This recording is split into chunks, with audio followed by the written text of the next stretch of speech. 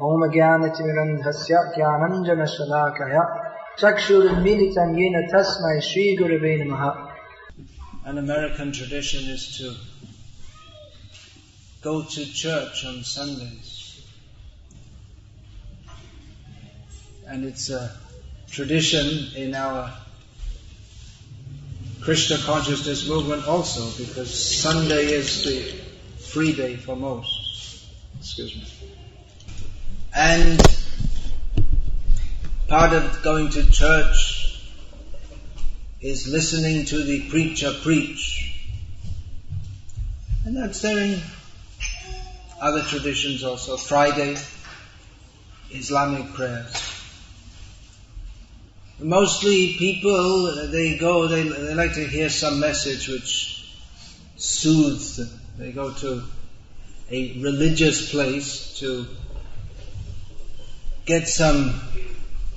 hear something which will,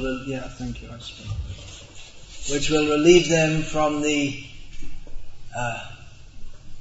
stress of living in a harsh world. Here in Southern California, despite the sunshine and the beach and the opulent way of life compared to most of the rest of the world, still people are not happy, if you hadn't noticed. Still there's stress, envy. People go to religious places expecting some relief. However, our tradition of speaking is not to give people a psychological massage, but rather to provoke people to consider what is the root cause of our distress in the material world. Actually,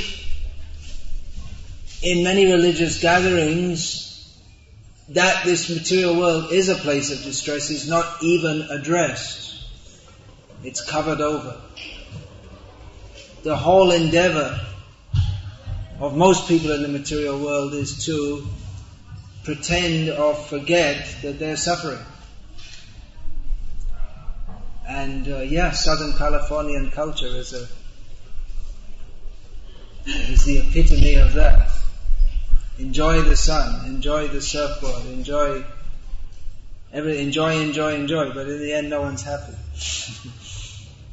So, Bhagavad Gita, we're speaking from Bhagavad Gita, as it is.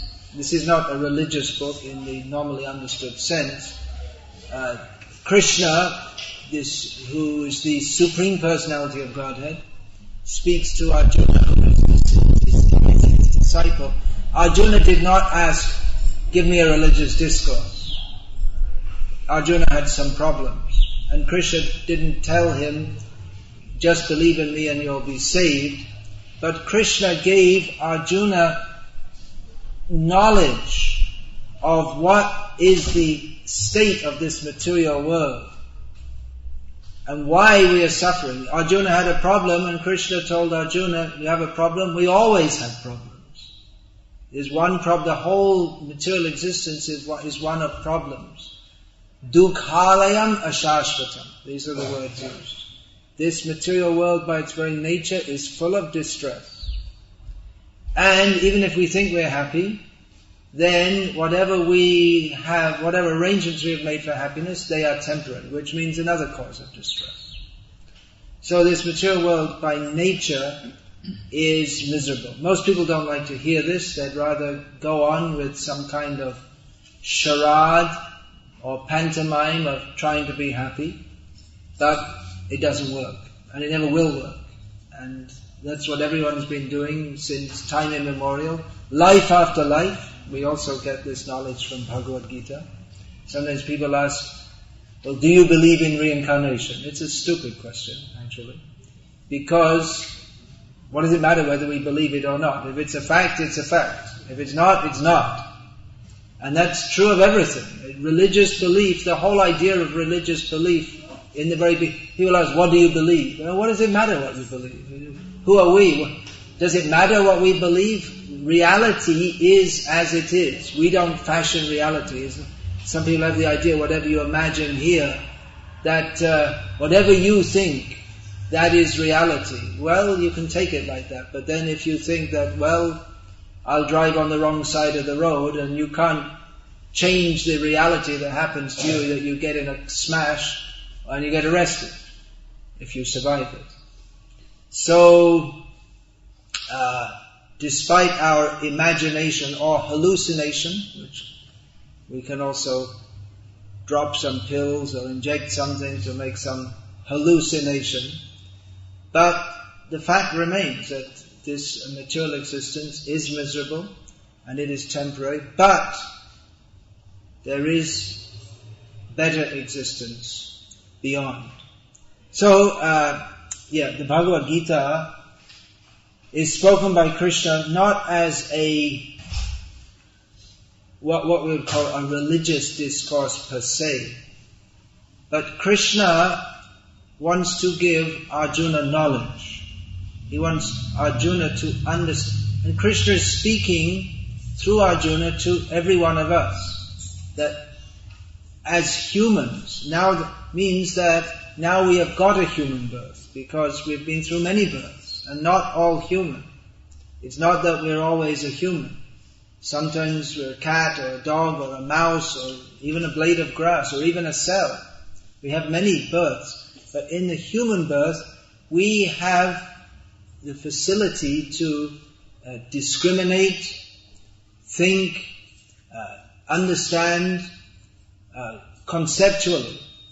And we can inquire into what is the nature of reality, what is the truth, what is the point of existence. A dog or a cat cannot do that. So, simply to tell people, well, just believe this or just believe that, that might give people some religious sops, but it doesn't really help them. We need to understand who we are, what is the nature of this world, why are we here, what is the meaning of our existence. So this, religious sops make you feel good, God loves you, God bless America, or whatever they are. Wherever people are, they think God's on our side. You see, in the Muslim world, they may think, well, God damn America. They may think like that, or as if God has to take sides. I'm praying to God, and so He should invent something to blow up America. Or someone may think like that. Or there are chosen peoples. But that might make us feel good, to make us, well, God's looking, I've got my plans, and God's looking after me, God's on my side. But this is not really is not a godly outlook. The point is that He is God, He is supreme, and we are subordinate to Him. It's not that He has to get behind us, but we have to find out what He wants us to do. And that actually is the solution to all the problems. Our existential problem is that we don't recognize that we are controlled, we are servants by nature. We are not the controllers of anything ultimately, but we are controlled.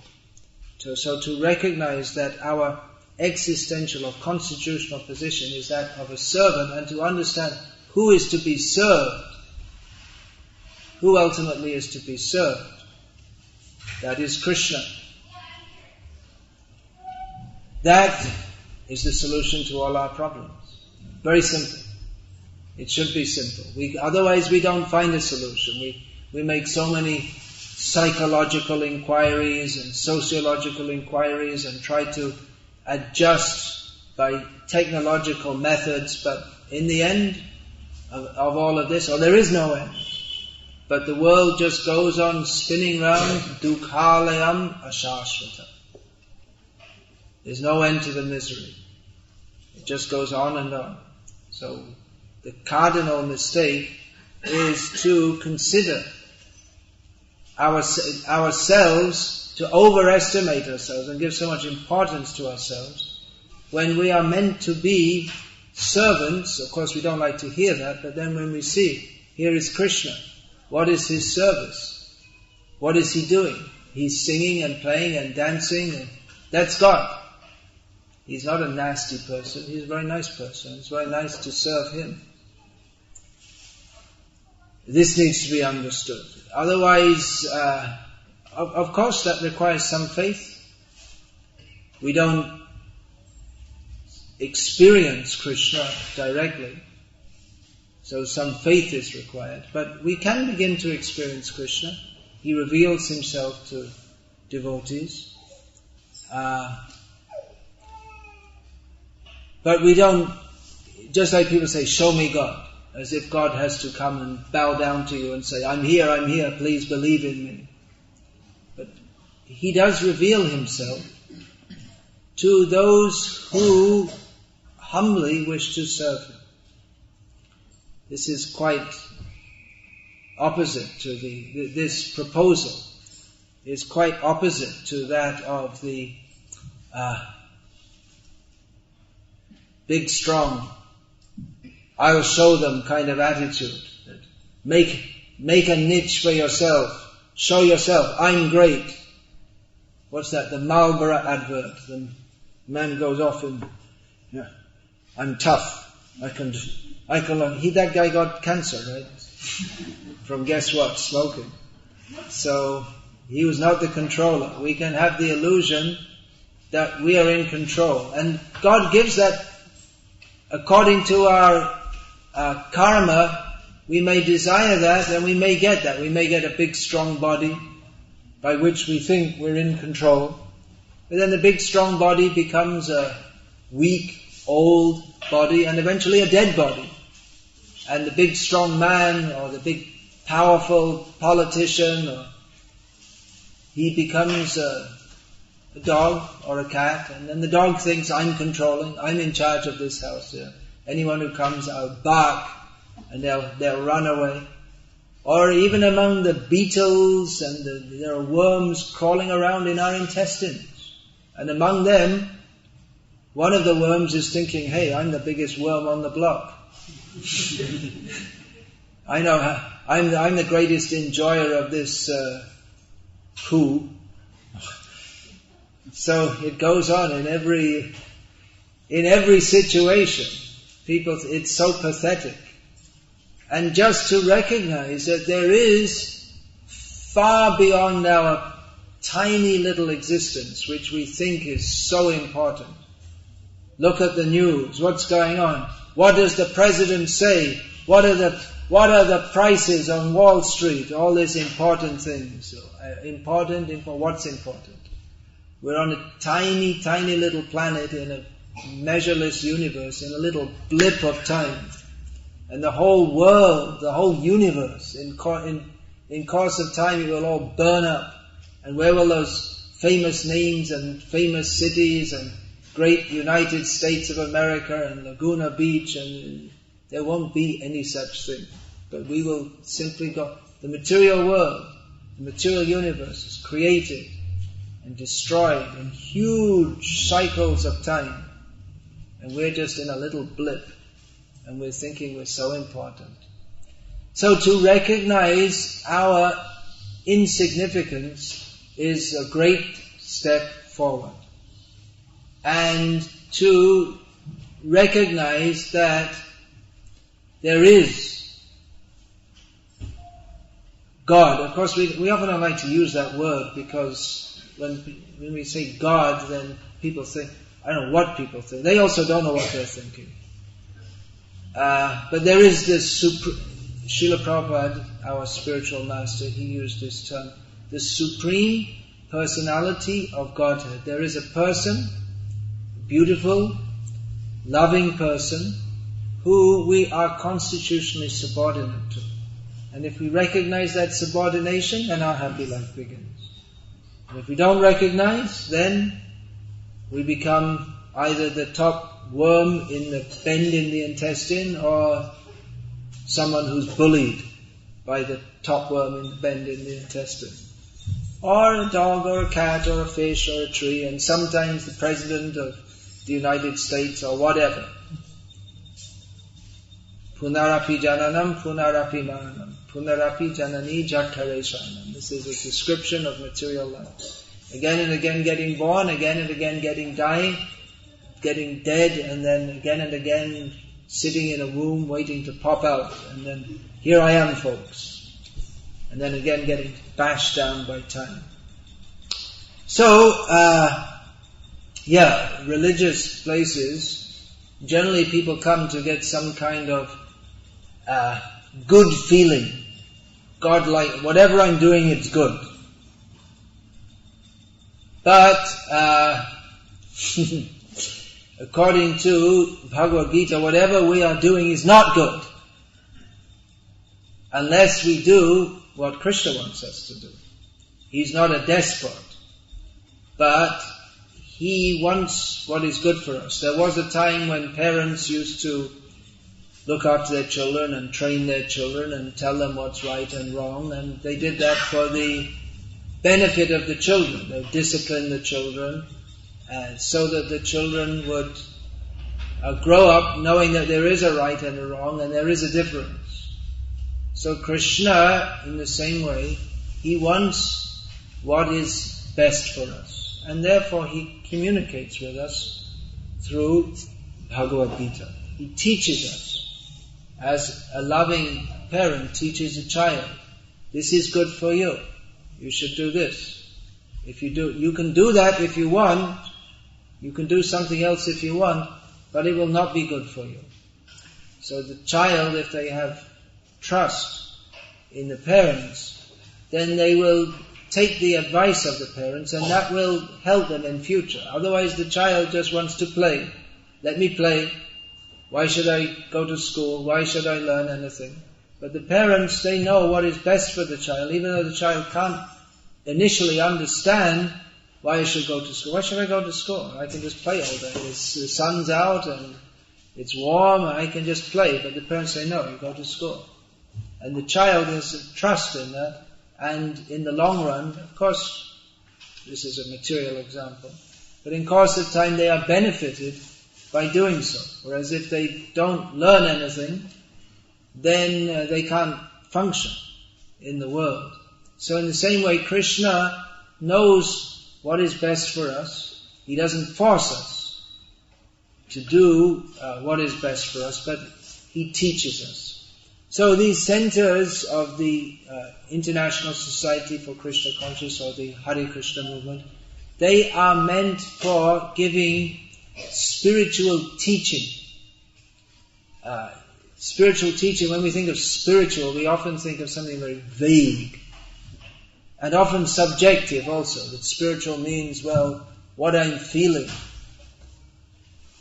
But spiritual teaching means to understand reality as it is. What is the difference between matter and spirit? What are spiritual activities? What does it mean to be spiritual? The first teaching of Bhagavad Gita is that we are all spiritual by nature. The bodies that we have are temporary. Ultimately we don't have any connection, any real connection with the body. When this body is finished, everything in relation with that body will be finished. The relationships, everything that we thought that we owned, it's all finished. And then we go to another body, and another body, and another body. To understand that we have no real connection with the material world, but that we are spiritual beings, we belong in the spiritual world, where there are relationships, there are activities, but in the blissful service of Krishna. To understand this is the beginning of spiritual life. Spiritual life is not vague. There are certain activities which, if performed, they enhance our spiritual consciousness. just like chanting Hare Krishna. Why do we sing Hare Krishna? There are so many popular songs. Why don't we sing some songs from millions of songs in the world? Why do we always sing Hare Krishna? Because that is a spiritual sound. It is produced by our lips and tongue, so it may seem just like any other sound. But that is actually the sound of the name of Krishna, the Supreme Personality of Godhead. And because it's His name and He's fully spiritual, that sound is fully spiritual, and it purifies our consciousness. Purifies our consciousness means that we are full of material desire. Then we get frustrated if our desires are not fulfilled. We have greed. We want to accumulate more and more desires for being honored. But spiritual consciousness begins with understanding and realizing, experiencing that I have nothing intrinsically to do with this material world, but I'm fully connected to Krishna. So this is spiritual knowledge, and that knowledge is to be received through scripture. Again, the Bhagavad Gita is scripture not in the sense of that scripture is ordinarily understood to be, but scripture, Bhagavad Gita, gives spiritual knowledge. What is the difference between the body and the soul? What is a soul? What is spirit? When we say the word spirit, most people think of a ghost. We're not ghosts. Spirit means that which is by nature eternal, blissful, and fully conscious of the position of the soul in eternal service to Krishna.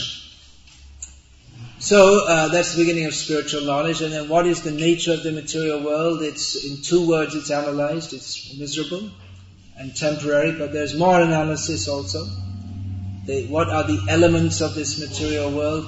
What are the different subtle psychic forces which influence us? These are described in Bhagavad Gita. The Sattva-gun, Rajo-gun, Tamo-gun. Sattva-gun means the mode of goodness by which people are inclined to develop spiritual knowledge. Rajo-gun means the mode of passion by which people, they just think, I have to work hard and enjoy myself. And Tamo-gun means that the mode of ignorance by which people, they like to live a very degraded existence. For instance, just all the time intoxicated, without any kind of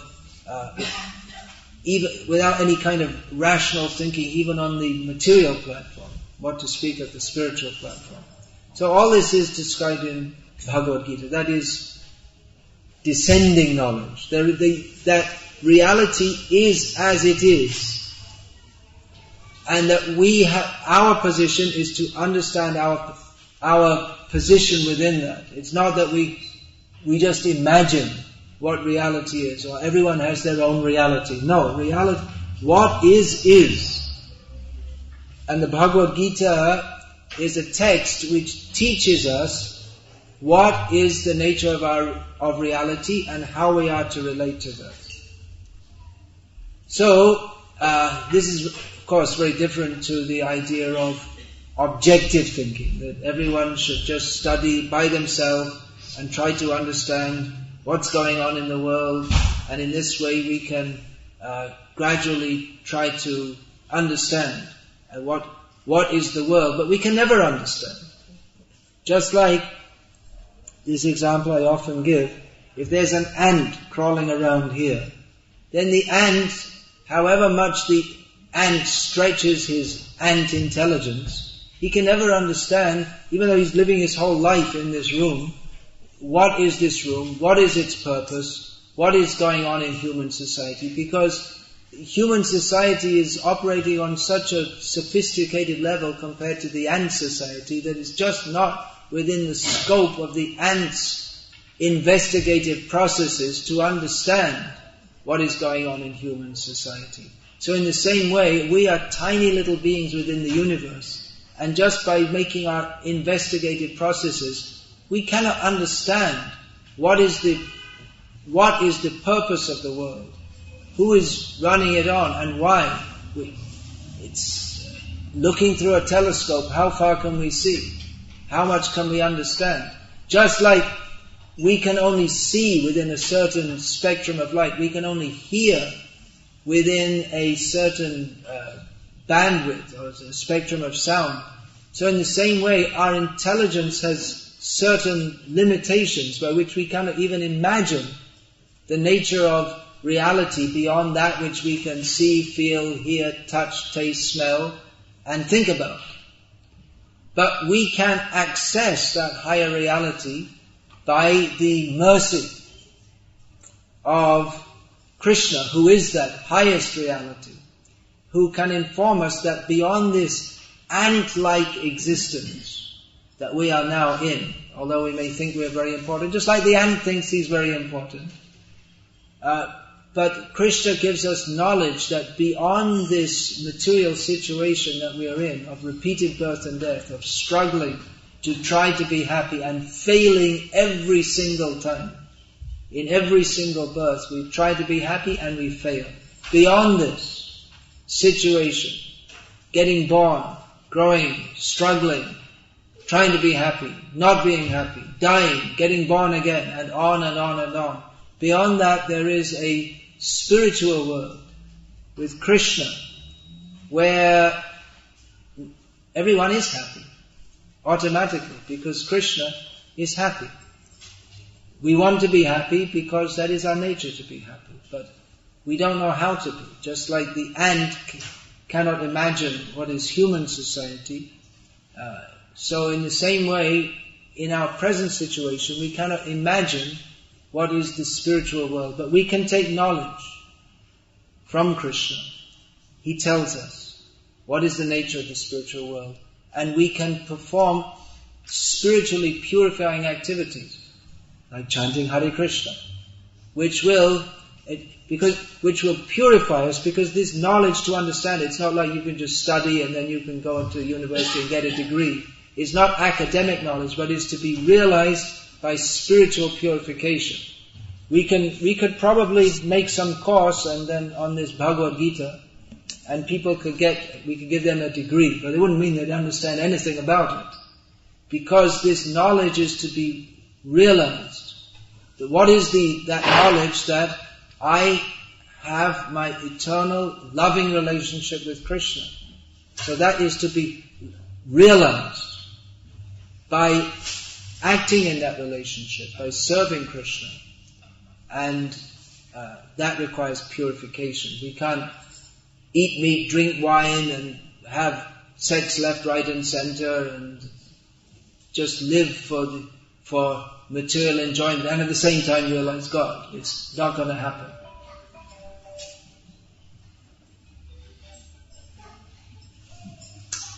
So this idea, this whole idea that we'll objective thinking, rational thinking, it's another trick of Maya, or the illusory energy of Krishna, by which we think that we can understand, but actually it's just like the ant with his objective thinking. How much can he understand? It's another form of enslavement. This idea that everyone should think what they like and have their own opinion, it's another trick of illusion. Because what's the point of having our opinion? What's the use of having our opinion? Our opinion doesn't shape reality.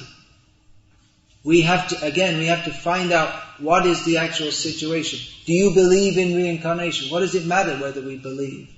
Our belief, we put so much stock on our own belief or our own opinion.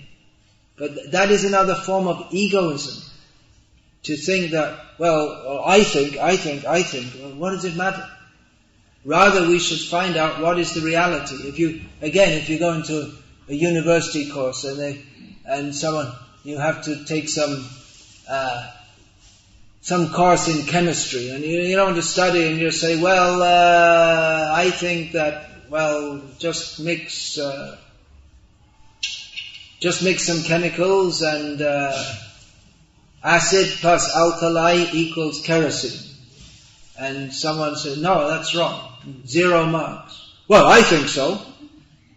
1 + 1 = 3. Wrong. No, why it's wrong? It's my opinion. It's a free country. Why can't I think so? If I think 1 + 1 = 3, why not? But the reality doesn't depend on our opinion.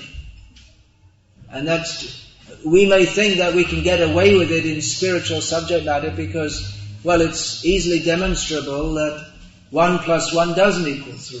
And acid plus alkali doesn't form kerosene. But the topic of the nature of spirit and the nature of God, it's more subtle, so we can get away with bluffing. Like in psychology, people can say all kinds of things and get away with it because it's not such a tangible subject. But the fact is that there is reality, just like people. Do you believe in God? And again, yeah, okay, I believe in God. Okay, God, you can exist. And wake up the next morning, I got a pain in my leg. There can't be any God, otherwise He wouldn't have given me a pain in my leg. Okay, God, you don't exist anymore. I don't believe in you anymore. But it's not like that. This idea that my opinion, what do I believe in? Yeah, well, I think. What does it matter? What is the fact? That we should try to understand. This so-called my opinion, your opinion, objective thinking, rational thinking, it's just another bunch of baloney, as they say in Ireland, to entrap us in thinking that we know what's going on when we don't. And the end result of all our objective thinking and rational thinking is punarapi jananam, punarapi maranam. We get born again, we die again, and we become an ant and think, yes, I'm a very intelligent ant, I'm expert at finding out dead mosquitoes on the floor. I got a prize from Queen Ant, and well, they don't think like that, of course. They don't. Well, we don't know what they're thinking. We have no idea what they're thinking. They have their own intelligence and their own society and their own values and their own morality. But they're ants. And from our perspective, they're very insignificant. And guess what? From the universal perspective, we're also very insignificant. Not nearly as significant as we think we are. But we have significance because Krishna, who's the orchestrator of everything, is so kind to care for us. And that is our significance. That He is so mindful of us that He wants us to be happy. So our significance comes from linking with Krishna, who is unlimitedly significant. So this idea that, objective thinking and everyone should have their own opinion, what we call objective, neutral examination, try to understand. But that again, actually it's from a subjective platform. The idea that by our thinking we can understand anything is just a theory that we can understand what's going on in the universe. It's just a theory, but actually we don't, because what do we understand? What we think we understand, just like in science, they discover something and then they find it's all wrong, and then they come up with, from time to time, they come up with completely different worldviews, and the science gets changed upside down. That means whatever they thought was right before, all the scientists thought it was all right, and then they think, oh, actually it's all wrong. So this is the trick of Maya, that we think we know what's going on, but we don't.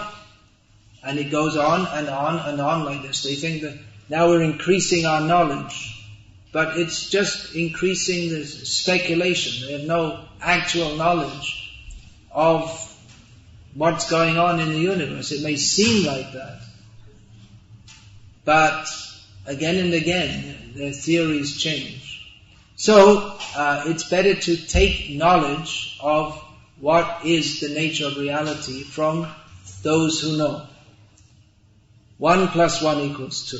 Okay, it sounds axiomatic. It is, I guess, but children in school have to be taught that, right? They don't know that, or maybe a little more complex. 8 times 8 equals 64. Okay, alright, the teacher has to teach that. And as you get more and more complex, then it requires teachers to teach that. But we just can't imagine what is knowledge by ourselves. We have to be taught what is the nature of reality. So Bhagavad Gita is meant for giving us the knowledge by which we can understand who we are, why we're in this mess, and I'm not just talking about America in 2010, I'm talking about the whole material existence. Why we're in this mess, and how we can get out of it and be happy eternally. And that is Krishna consciousness, to be conscious of Krishna, who is the Supreme Personality of Godhead, the ultimate reality upon whom everything else depends. It doesn't depend on what we think. It depends on what He thinks. So, this might be a little difficult to understand and a little difficult to digest.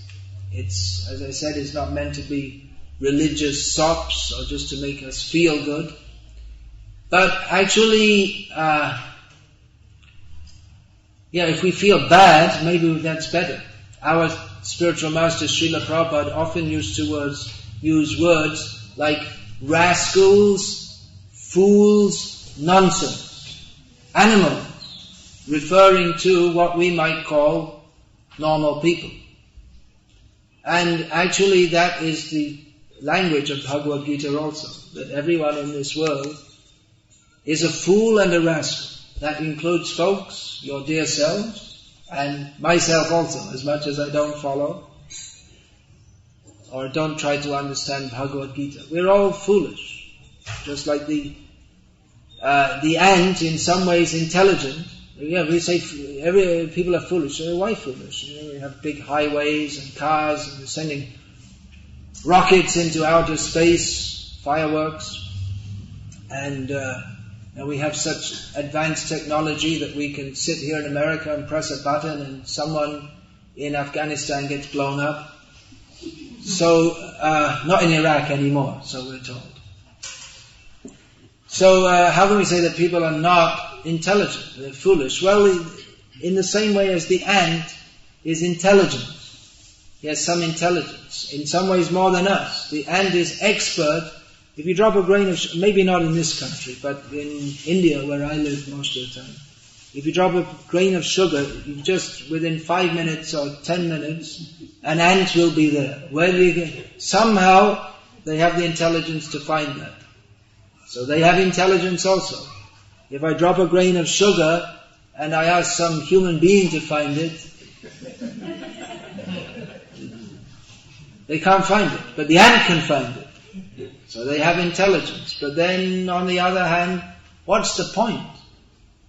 We can ask the ant, what are you living for? You see, you don't have milkshakes, you don't have sunglasses, and you don't have a limousine car. You don't even have social security. And what are you living for? What's the purpose of your life? You're just a fool. You're just an ant. So in the same way, we are like that. We don't have what we really need, which is not social security, or sunglasses, or a limousine. But what we really need, all you need is love. It's true. But what the Beatles thought was love, that's not love. All we need is love. Actually, that's a fact. Krishna's love. The pure spiritual love in which there's no exploitive spirit. That's all we need. But instead of accepting that commitment to Krishna, commitment, love means commitment. But instead of accepting that, we want to be independent from Krishna. And therefore we go on with our foolish life. It's so easy for us to be happy, just to accept that I belong to Krishna.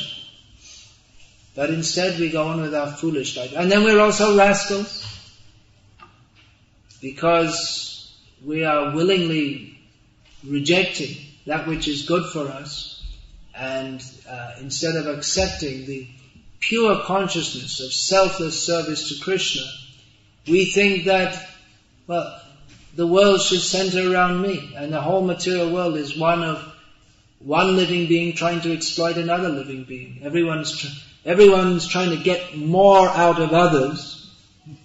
Sometimes, often politely, and we have rules and labor laws and smile nicely, but ultimately everyone's just trying to squeeze out of everyone else something to their own advantage. What is a friend in this world?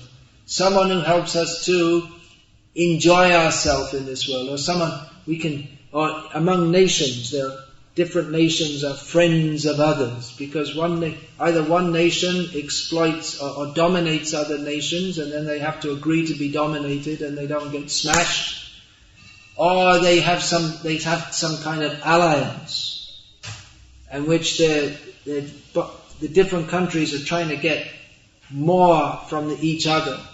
And then when one country says to hell with you, and then they go to war. So love in this material world, or friendship in this material world, is all based on that we are always trying to get as much as we can for ourselves. But selfless love is possible in the service of Krishna, because Krishna has nothing to get from us. He doesn't need us. He's self-sufficient. He's not trying to exploit us, but He just wants to give to us, and He has unlimited capacity to do so.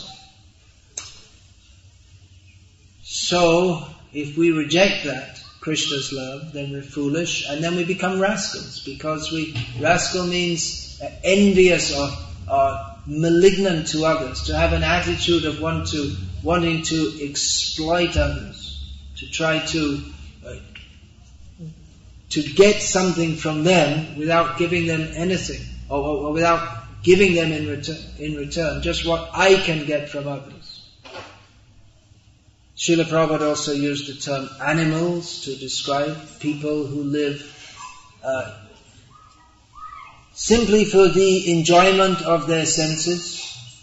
Let me eat nicely and have sex left, right and center, and just enjoy myself. There's an animalistic outlook.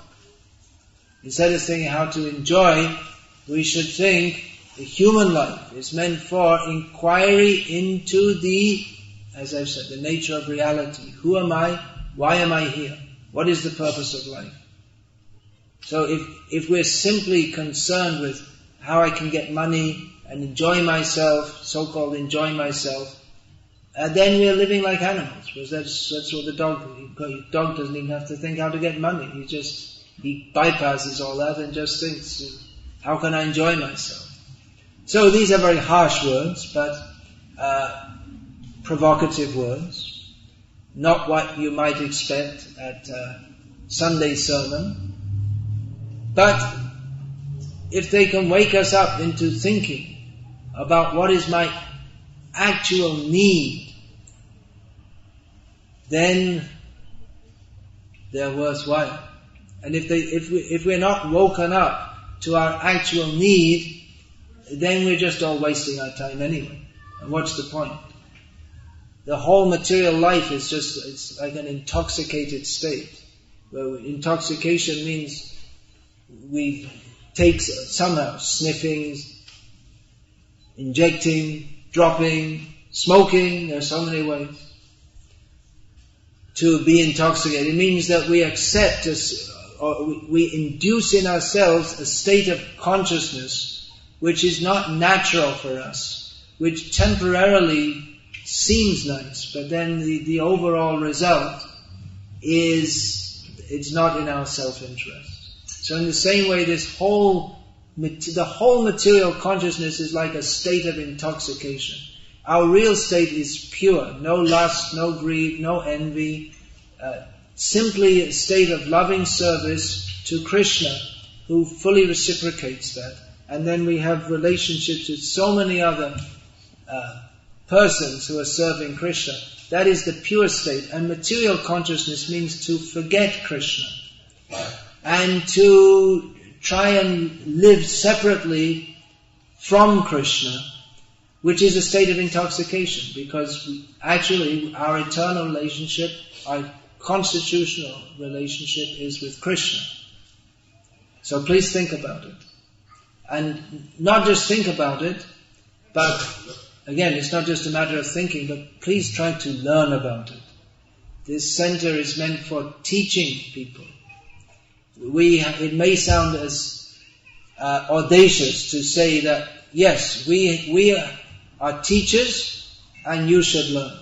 Well, that's up to you. Obviously, we can't force anyone to come and learn, but if you can develop the understanding that we need to learn how to get free from birth and death, we need to learn how to get free from suffering, we should go to a higher platform. I don't know. I'm in a condition now where I'm not happy. I'm not satisfied. I have to be born and die again and again. So let me get, where is that knowledge by which I can become free from that state, become free from birth and death, and achieve eternal happiness, unlimited happiness. So it may sound audacious to you, but we have that knowledge and we're prepared to teach that. We have that knowledge, doesn't mean that we are great, but that knowledge is great, and we are fortunate enough to have that knowledge, and we are prepared to teach that. It takes time, it takes dedication, it takes commitment. It means that the foolish, rascal, animalistic life of simply living for sense enjoyment has to be left behind. Well, that's good. And try to understand with our intelligence what is the purpose of life. Learn that and dedicate ourselves to the service of Krishna and fulfill the purpose of human life. Otherwise, having got this human life, if we don't become elevated beyond the platform of birth and death, and unless we learn how to go beyond birth and death, then we have to get born again, then we have to die again. So now is the chance in the human form of life to get free from birth and death and enter into eternal blissful life. This center is meant for giving information of that. We have a little brochure. This is the information. If you like, you can come. It's like you can come and then systematically taught in the techniques of genuine spiritual life, by which our intoxicated consciousness, we become free from the intoxication of material consciousness, of thinking ourselves as the center of the universe, and understand that I am simply meant for Krishna. Gradually understand all the ramifications of that and practically enter into spiritual life by singing the names of Krishna, taking food offered to Krishna. This is a spiritual activity. Eating food offered to Krishna is a purifying activity. We're not just talking about the physical body being purified, but the consciousness is purified. The whole activity is one of purification of consciousness. And the ultimate purification is simply to understand that I'm an eternal spiritual being, I'm an eternal servant of the supreme, blissful, beautiful personality of Godhead, who is Krishna, and by entering into His service, then I become free from birth and death, and there's nothing beyond that. That is the purpose of our human life. So this is what we're offering. It's not, we don't expect everyone to take it. We might not expect hardly anyone to take it. But if anyone does take it, then the mission of their human life is fulfilled. And if we don't take it, then we remain in the language of Bhagavad Gita, or from the perspective of reality, fools, rascals, animals, etc. So our invitation is, please don't be a fool or a rascal or an animal in human form, but utilize the intelligence given to you by God to utilize this human life for cultivating knowledge of who we are, our relationship with Krishna, and act in that way. It may sound rather grim, but surprisingly, it's not. Because Krishna is happy. And if we act in service to Krishna, then we become happy. Really happy. More happy than anyone in this material world can realize. It sounds grim, but what's grim is the material situation. Krishna consciousness is not grim. Krishna consciousness is very pleasing to the self, to the soul. But if we have to speak of the reality of this material world, to see what is our position, then it's not nice, and it's our duty to say so. So I said so, and Hare Krishna. Thank you for not throwing any rotten eggs at me. We don't allow eggs in this temple. And if you'd like to throw any verbal ones at me now, please do so. If anyone has any questions, comments, protests, please say so now. Yes. I can use my reason and I can use my objectivity to understand. Do we have any cordless mic? Or? Okay. All right. I'll repeat the question bit by bit. Mahat Tattva Das is taking the position of the devil's advocate, it seems, because we know he accepts everything that I just said, but he's making a verbal jab here to see how I respond to that, or he's voicing what many people might voice upon hearing this, that I can use my objectivity, you say, and reasoning. I can use my good sense. Your good sense. You presume you have good sense. Okay. To understand how 1 plus 1 doesn't equal 3. You to say that 1 plus 1 equals. It does not equal 3. Yeah. Does not equal 3. Yeah. How do I use my intellect? How do I use my reasoning to understand something as far out as... How do I use my reasoning to understand something as far out as? Personal God. Personal God. Not personal in the sense of my own, but personal in the sense of description of its own nature. Not personal? Sorry, say that again. I got a little lost. Not personal in the sense of me owning it, but when I say personal, in other words, God a person. God is a person. How can I accept that? Well, 1 plus 1 is 2. That's axiomatic, pretty much. I mean, actually, even... What was that I was reading about in the Amazon? There's some tribes, they don't have any numbers, and one of the more advanced tribes has numbers up to 5. So it may not be axiomatic. Okay, that's an easy thing to understand. What about? Here's another question I ask. How many people here, if you're given a, I don't know the education level here, say first year university calculus problem to solve, how many people would even know it was a calculus problem? How many people, I did it as a kid, I forgot it all now. I didn't become an engineer.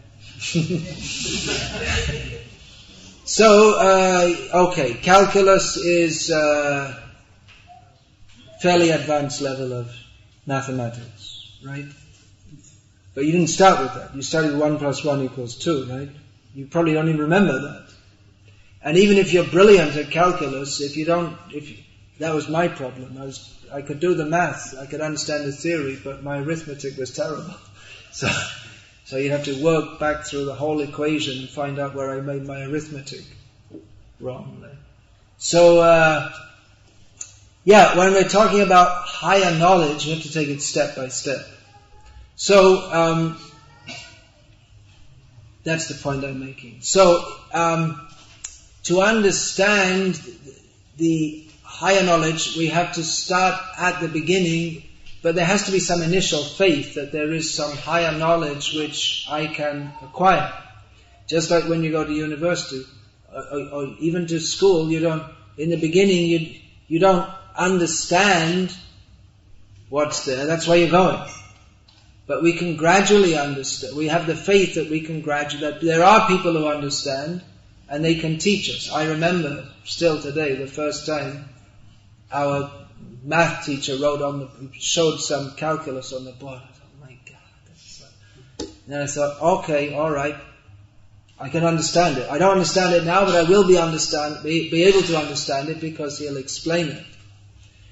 So, in the same way, higher spiritual knowledge, we may not immediately understand it, but we start with some faith that there is someone who can understand and explain it to us. So that initial faith has to be there. Although actually that there is a personality of God, at least theoretically we can understand that even in the beginning. The details of it are not so... the details of it we may have to wait later to understand it. But if we see this world, it's going on in the very fact that there is science means that there are so many subtle laws working at the microcosmic and the macrocosmic level, and that suggests that there is a purpose and a designer to the universe, which suggests that there's a person behind it, who is God. So that there is a person behind it all is not, of course some people may try to pick holes in that, but it's even taken as a hypothesis. It's a good hypothesis, isn't it? That the whole universe is running on. It's not just that everything... Once upon a time, there wasn't any time because there wasn't anything in existence, and then there was nothing, and then there was everything. That's the modern scientific explanation of the universe. So it seems to me that the prominent scientific, there was nothing, and then out of nothing came everything. And here we are today talking about it. But it's much more reasonable to accept that someone, for some reason, which we don't understand, made this universe and put us in it. And that we can understand, but we have to take the knowledge by which we can understand. So, it's not that difficult to actually to understand that there is personality behind, but we have to have some faith in the beginning. We can't understand everything in the beginning, but at least theoretically, it's not that difficult to understand that there's a person behind everything. And, it can be argued unlimitedly. There are people who will argue on and on and on, and they'll argue life after life and remain in the world of birth and death. And there are those who will accept and take the process of purification and become free from birth and death. And you can believe that or not, it's up to you. But again, reality doesn't depend on our belief. So we should try to find out what is the actual fact. So, anything else, please? I think you may have just answered my question just a minute ago, but if we are intrinsically perfect spiritual beings to begin with, outside of the material world, has it been explained in the Gita or in any Vedic literature why we put through this process of having... Why do we go through this process? Yes, here in Bhagavad Gita, Lord Krishna says, Purusha sukha dukhanam bhuktritve hetu ruchyate. That means that every living being, their happiness, the cause of our happiness and distress in this material world is ourselves, our choice. Because when I say happiness in this material world, that's a relative term, because that means that sometimes we may be born in Southern California, and sometimes we may be born in Southern Afghanistan. And in terms of material enjoyment, there's a great difference of possibility to enjoy. So we get various situations in this material world due to our activities, that's the karmic reaction, and the consciousness we've developed. And the very fact that we're in this material world is because of the choice we have made, our choice. That Krishna is all-loving. And He wants us to love Him, and if we love Him, then we're very happy. But love means we have a choice. It can't be forced. If I put a gun to your head and say, love me, that's not love. But if love means that we're so attracted to someone for their qualities that naturally we want to serve them. Love in the material world is that we're attracted to the physical beauty, or if someone's rich, we might love them because we think we can take advantage of, they can help us to enjoy with their money. So pure spiritual love means to be attracted to someone's personal qualities. Krishna is the reservoir of all the qualities, so that we can serve them. But in the material world, love means we're attracted to someone's, the qualities that people have, so that we can exploit them and enjoy them for ourselves. So love becomes perverted by our wrong choice. We have the choice to serve Krishna or not to serve Krishna. That is inherent in love. When we misuse that, then we come to this material world. Yeah, anything else? You gave two examples. One is to love a rich person.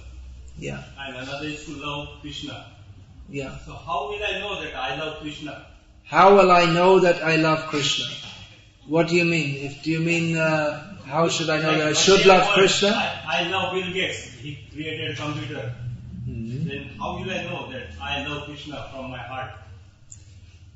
Love Krishna, it's not just saying from my heart, but there are activities in love. An example I sometimes give, there was a time in this country and in most of the world where women were housewives. Now that's considered a condemned position. But it's actually natural that the wife... Anyway, that's another discussion. Yeah. Now I'll definitely get rotten eggs thrown at me. Yeah, so the husband would go to work and he would come home and take his meal, which the wife would cook. Maybe this is a terrible example for Southern California. But in some parts of the world, people still understand it.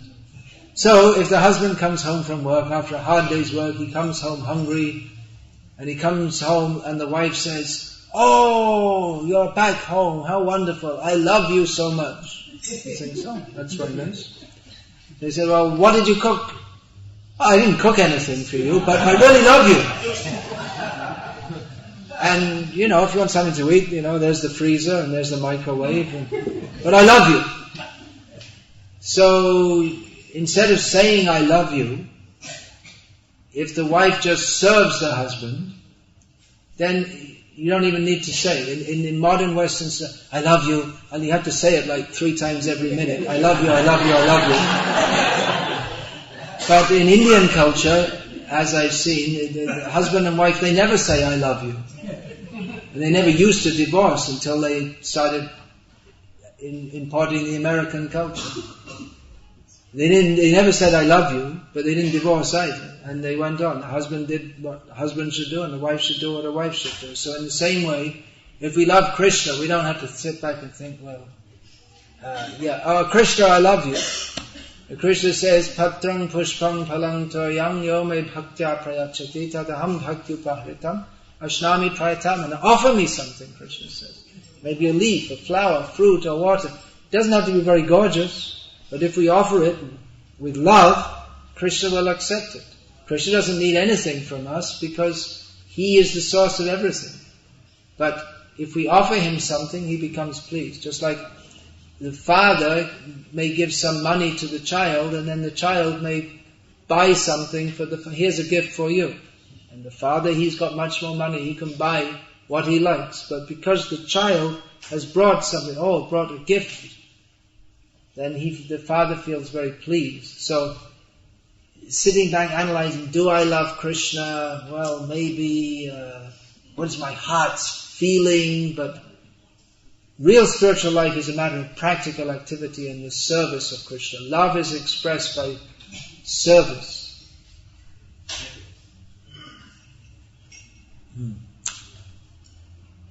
Yes, please. Not quite sure how to say this, but back to the beginning. Was I asked to be born? Was it a privilege to be born, or is it a curse to be born? Is it a privilege to be born or a curse to be born? Well, we exist. Is it a blessing or a curse? We exist, and the nature of our existence is to serve Krishna and be happy in the service of Krishna. So now that we are born in this particular body, if we use that to serve Krishna, that will be a great blessing. And if we don't, then we're cursing ourselves. We bring a curse upon ourselves. So human life is meant for understanding this. Human life is meant to be blessed. But if we don't utilize that for self-realization, then we're cursing ourselves. We're misusing our human life. So it's up to you. You answer the question. Do you want to be blessed or cursed? Blessed, so would be one. Then please serve Krishna. Then you'll be blessed in all respects. Otherwise, you're figuratively committing suicide, just spoiling your life. It's up to you. Yes, please. How do we know that whatever is happening is what Krishna wants? How do we know that whatever is happening is what Krishna wants? Well, this might sound surprising to you, but everything that's happening is not what Krishna wants. He's the supreme controller, but he doesn't micromanage us in every detail. He gives us a little independence. Again, love. Krishna wants our love. And love means we have to voluntarily offer that to Him. So He doesn't want that we're not loving Him. And the whole material world is a place where we're not loving Krishna. So Krishna, what's going on in this world, Krishna doesn't actually want it, but He tolerates it. Because just like naughty children, we've chosen to do something which the parents don't want, but the parents, seeing that by simply trying to force the children, they won't be improved. They have to learn through a school of hard knocks. So if the children can learn from the parents, but if they don't want to learn, then they have to learn through the school of hard knocks. So in the same way, Krishna gives us the facility by which we make a situation which is not good for us. So actually Krishna doesn't want this material world, but nevertheless He arranges it. He could forcibly make us do what He wants to do, but then He doesn't want that because He wants our love. And if He just makes us some robots that we're offering, you can make a robot to offer the arati if you want to, but that won't please Krishna. In some temples in India, you see they have a machine which bangs the drum and rings the bell. But Krishna wants us to do that. It's not the sound that's so much pleasing to Krishna as the offering of love. If there's no love, then what's the point of having a machine?